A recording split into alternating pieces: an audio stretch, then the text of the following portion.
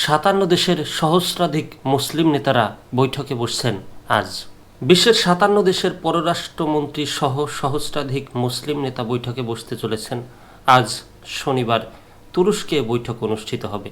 বৈঠকে যোগ দিতে এরই মধ্যে ইরান, সৌদি আরব, পাকিস্তান সহ বিভিন্ন দেশে পররাষ্ট্রমন্ত্রীরা আঙ্কারায় পৌঁছেছেন।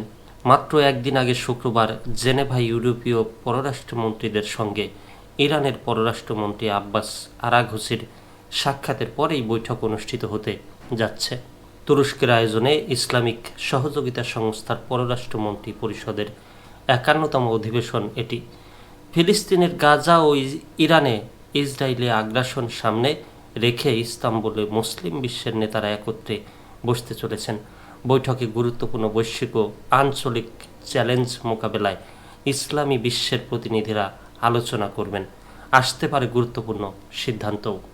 আজার News, TRT World, Anadolu Agency ও আল জাজিরার প্রতিবেদন অনুযায়ী তুরস্কের পররাষ্ট্রমন্ত্রী হাকান ফিদানের আয়োজন করা দুদিনের এই শীর্ষ সম্মেলন পরিবর্তনশীল বিশ্বে ইসলামিক সহযোগিতা সংস্থা প্রতিপাদ্য নিয়ে অনুষ্ঠিত হবে। এই বছরের অধিবেশনে রেকর্ড সংখ্যক উচ্চ স্তরের অংশগ্রহণকারী উপস্থিত থাকবেন বলে আশা করা হচ্ছে, যা ওআইসির ভূমিকা প্রতি ক্রমবর্ধমান বৈশ্বিক আগ্রহ তুলে ধরবে। 57টি সদস্য দেশের রাষ্ট্রের প্রতিনিধি দল, ওআইসি অনুমোদিত প্রতিষ্ঠান, পর্যবেক্ষক দেশ এবং আন্তর্জাতিক সংস্থাগুলোর প্রায় 1000 জন অংশগ্রহণ করবেন বলে আশা করা হচ্ছে।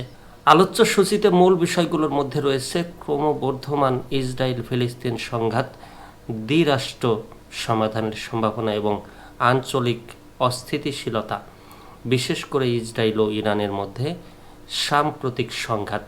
শীর্ষ সম্মেলনে বিশ্বব্যাপী মুসলিম সম্প্রদায়ের মুখোমুখি রাজনৈতিক, অর্থনৈতিক এবং মানবিক চ্যালেঞ্জ মোকাবেলায় সহযোগিতা বৃদ্ধির উপরও আলোকপাত করা হবে।